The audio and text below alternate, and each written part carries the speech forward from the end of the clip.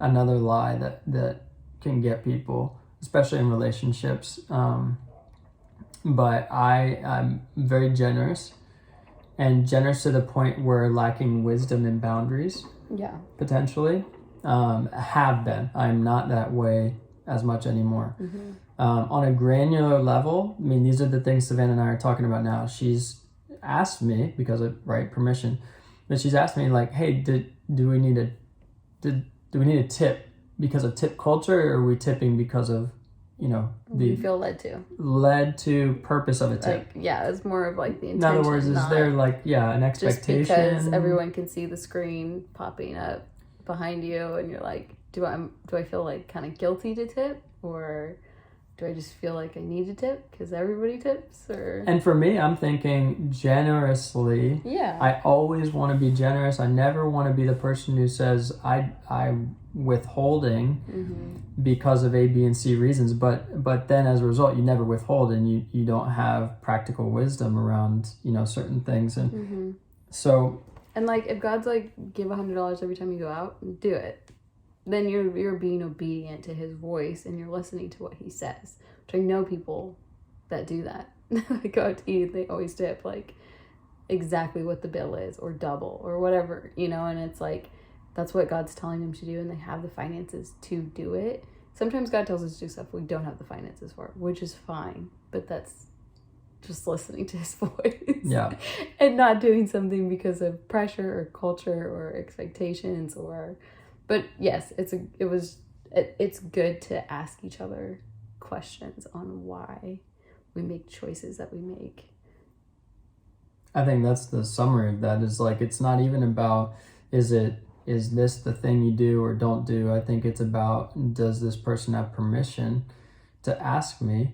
Yeah. And by the way, another reason why I might not have given Savannah full permission in my life in certain regards is because I'd been burned by people I'd given permission to speak into my life in certain regards. 100%. And so naturally, I had reservation. Mm-hmm. This was not conscious to me, by the way.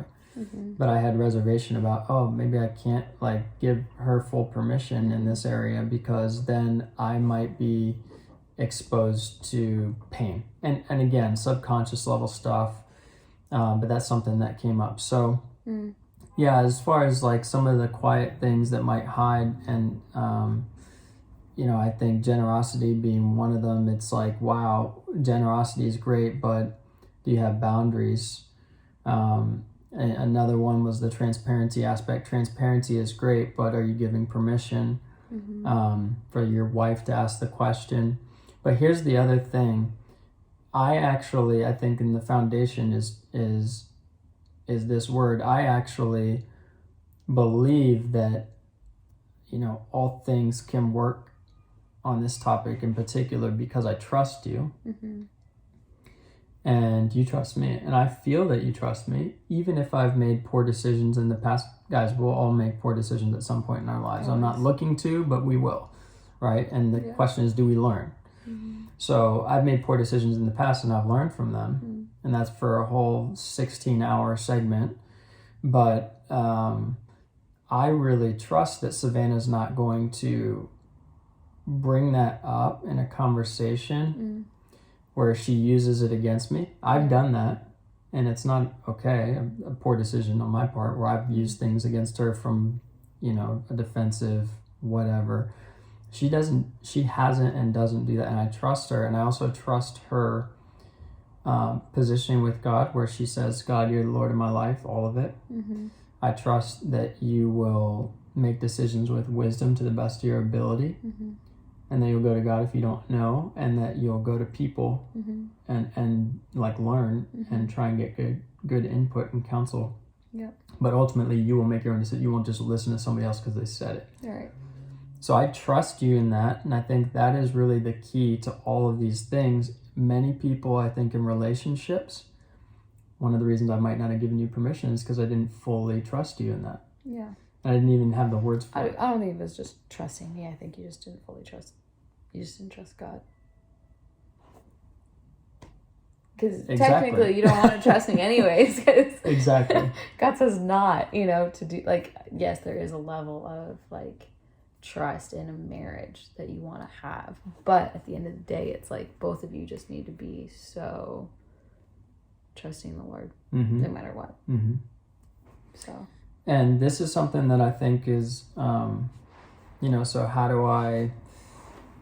how do you build trust in the Lord with money individually and as a couple? I mean, for me personally, what's crazy is you're saying, hey, did you fully trust God? And yet God showed up so many times in my life between 2016 and now where guys, I would get cards in the mail with people writing checks. No, so many miracles.